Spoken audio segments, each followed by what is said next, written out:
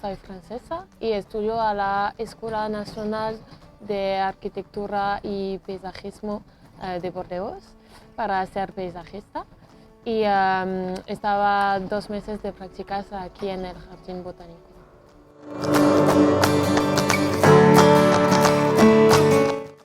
Bueno, aquí he hecho lo del mantenimiento, pero también me he encargado de un proyecto que es como hay una zona en el segundo jardín y hay que pensar los espacios y para consolidar como un bosque frutales y hacer un proyecto de rocalla abajo de pies de árboles que quedan allá.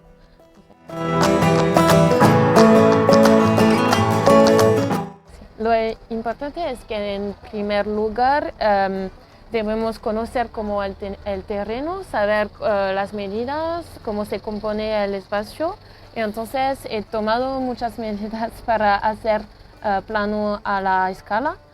Y también se puede hacer como esto, que es sección un poco más técnica para que se vea bien cómo es el terreno. Y entonces hay como mucho trabajo preparatorio para después obtener como plano un poco más preciso y estético, aunque después lo hago también con el ordenador, con también medidas muy precisas y todo.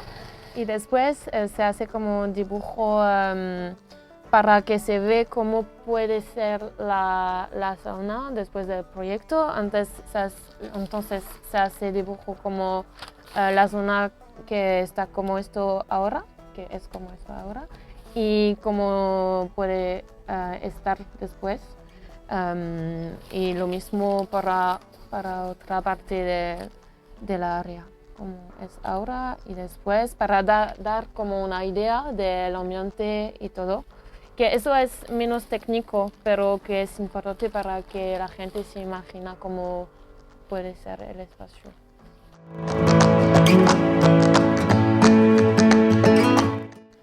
Entonces la experiencia fue increíble, que aquí he aprendido mucho y que hacerlo del mantenimiento también me sirve porque es importante a la hora de hacer proyectos de saber cómo lo que cuesta de entretenerlo, de mantenerlo.